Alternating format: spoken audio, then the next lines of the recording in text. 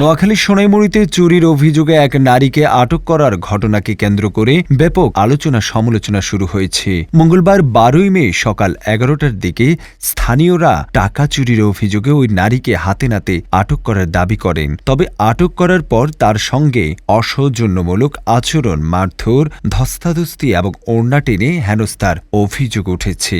প্রত্যক্ষদর্শীদের ভাষ্য অনুযায়ী ঘটনাস্থলে কিছু মানুষের আচরণ সামাজিকভাবে প্রশ্নের জন্ম দিয়েছে। ঘটনার পর সামাজিক যোগাযোগ মাধ্যমে বিষয়টি নিয়ে প্রতিক্রিয়া দেখা গিয়েছে।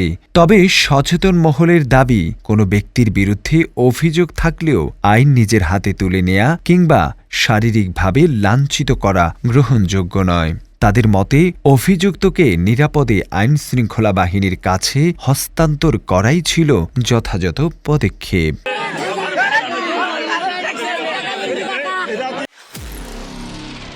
নিরপেক্ষ, সত্য প্রকাশে আপোষহীন।